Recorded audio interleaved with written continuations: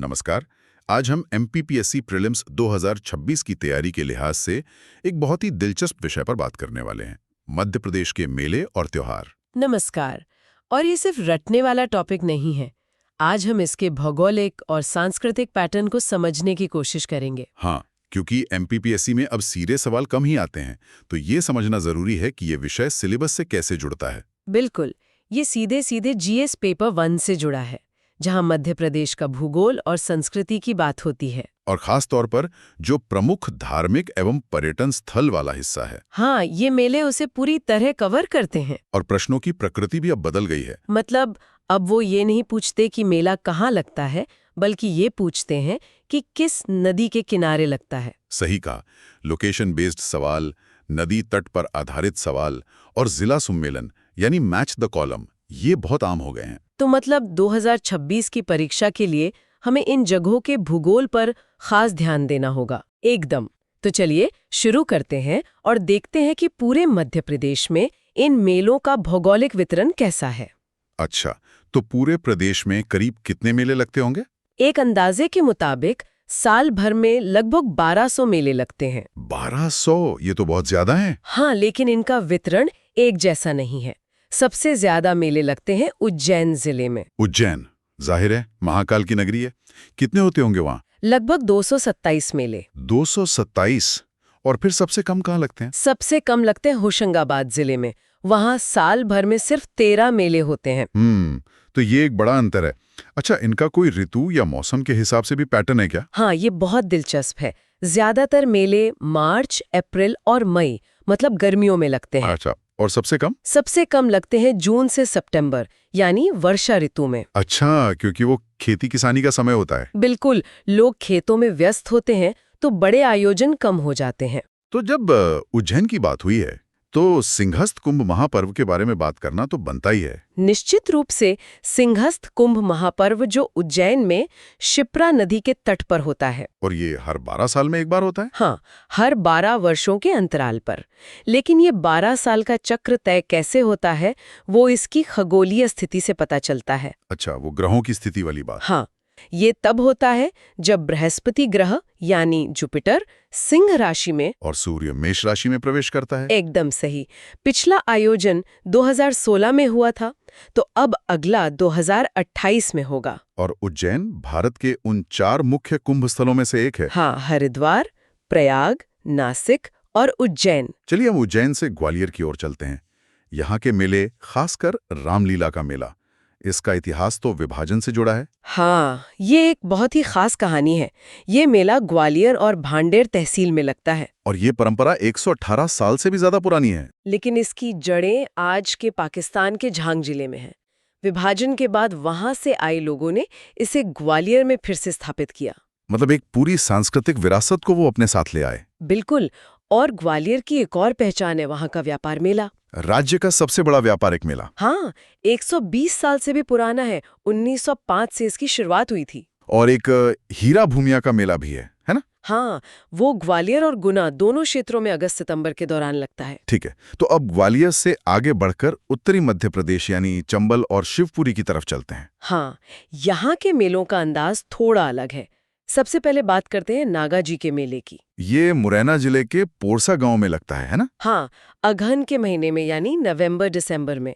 यहाँ पालतू पशुओं का व्यापार होता है। मैंने सुना है पहले आप बंदरों का व्यापार होता था। हाँ, ये सच है। पहले ये बंदरों के व्यापार के लिए बहुत प्रसिद्ध था। अच्छा, और इसी के पास शिवपुरी में पीर बुधान का मेला लगता है। हाँ, शिवपुरी के सामरा क्षेत्र में ये मुस्लिम संत पीर बुधान के मकबरे पर लगता है। और ये अगस्त सितंबर में सिर्फ एक दिन के लिए होता है। बिल्कुल।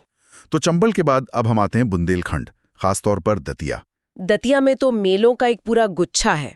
सबसे पहले सोनागिर का मेला। ये तो जैन धर्म से जुड़ा है। हाँ, ये दतिया के स्वर्णगिरी पहाड़ी पर लगता है, जहाँ 100 से ज्यादा दिगंबर जैन मंदिर हैं। ये होली के समय लगता है। और पीताम्बरा पीठ में भी मेला लगता है। हाँ, दतिया शहर में ही। इसके अलावा रतनगढ़ का मेला भी बहुत प्रसिद्ध है, जो दीपावली की दूज पर लगता है। और भांडेर तहसील की रामलीला का जिक्र तो हमने ग्वालियर के साथ किया ही था। बिल्कुल।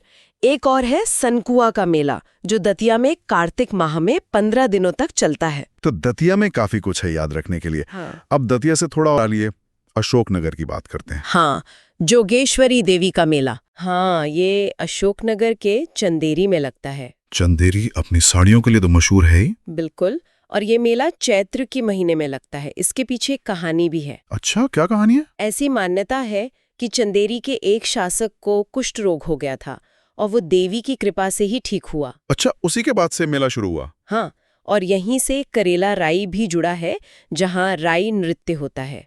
अब हम मध्य प्रदेश की जीवन रेखा नर्मदा घाटी के मेलों को देखते हैं। नर्मदा घाटी में सबसे प्रमुख है बरमान का मेला। ये नरसिंहपुर जिले के गाडरवारा में लगता है। हाँ, नर्मदा नदी के किनारे रेत घाट पर मकर संक्रांति पर शुरू होता है और 13 दिनों तक चलता है। और कान्हा बाबा का मेला? वो हरदा जिले के सोडलपुर में लगता है। ये कान्हा बाबा की समाधि पर आयोजित होता है। और एक रामजी बाबा मेला भी है। वो होशंगाबाद में नर्मदा तट पर लगता है। ठीक है, तो अब हम पूर्वी मध्य प्रदेश यानी बघेलखंड और छतरपुर की ओर चलते हैं। यहाँ सबसे पहले रीवा का महामृत्युंजय का मेला।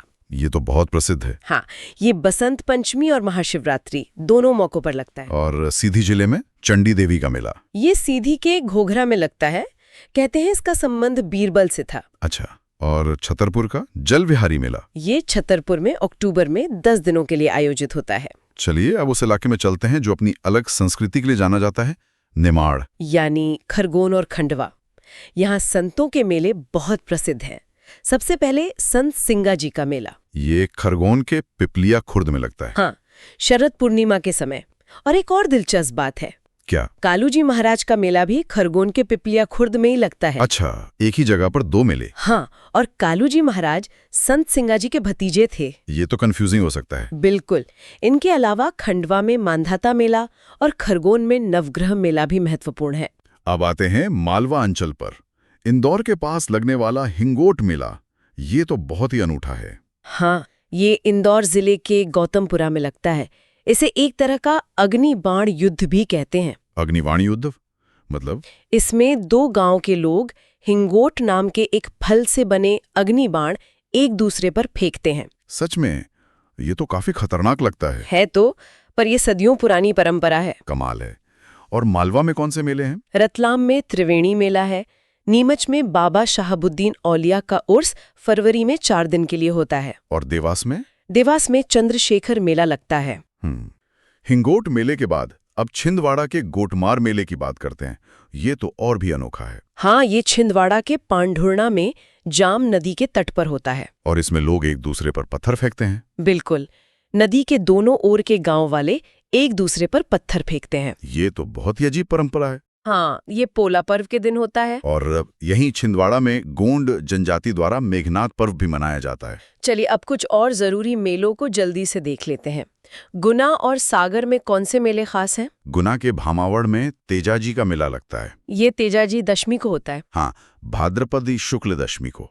और सागर के धामोनी में धामोनी उर्स लगता है। ये मस्तान शाह वली की दरगाह पर होता है। बिल्कुल, अप्रैल मई में 15 दिनों तक चलता है। अब कुछ और सांस्कृतिक स्थलों की बात करते हैं, जैसे भोपाल का आलमी तबलीगी इज्तिमा। हाँ, ये एक विश्व स्तरीय 3 दिवसीय धार्मिक समागम है। बहुत बड़ा आयोजन होता है। और मठ घोघरा का मेला? ये सिवनी के भैरवनाथ में शिवरात्रि पर 15 दिनों के लिए लगता है। और सतना के मैहर में शारदा माँ का मेला? वो तो बहुत ही प्रसिद्ध है। और अनूपपुर में अमरकंटक का मेला भी शिवरात्रि पर ही लगता है। तो हमने लगभग पूरे मध्य प्रदेश का एक चक्कर लगा लिया। आखिर में परीक्षा के लिहाज से रिवीजन के लिए किन बातों पर सबसे ज्यादा ध्यान देना चाहिए? ये बहुत जरूरी है। सबसे पहले नदी तट वाले मेले याद रखें। बरमान मेला नर्मदा नदी, सिंहस्थ शिप्रा नदी और गोटमार जाम नदी के किनारे। ये मैच द कॉलम में आ सकते हैं। बिल्कुल। दूसरा, कुछ भ्रमित करने वाले तथ्य हैं, जैसे तेजाजी का मेला गुना के भामावड़ में और नागाजी का मेला मुरैना के पोरसा में। सही। और तीसरा, कालूजी और सिंगाजी दोनों के मेले खरगोन के पिपलिया खुर्द में लगते हैं। ये याद रखना जरूरी है। और आखिर में सिंहस्थ का अगला आयोजन वर्ष 2028 में होगा। ये तारीख याद रखें। तो ये थे वो कुछ खास बिंदु जो परीक्षा में बहुत काम आ सकते हैं। ये सिर्फ जगहों की लिस्ट नहीं है, बल्कि मध्य प्रदेश की संस्कृति का एक आईना है। बिल्कुल। और ये देखना दिलचस्प होगा कि आज के डिजिटल युग में इन मेलों का स्वरूप कैसे बदलता है। ऐसे ही क्विक रिवीजन टॉपिक्स के लिए एकलव्य YouTube चैनल को सब्सक्राइब करें।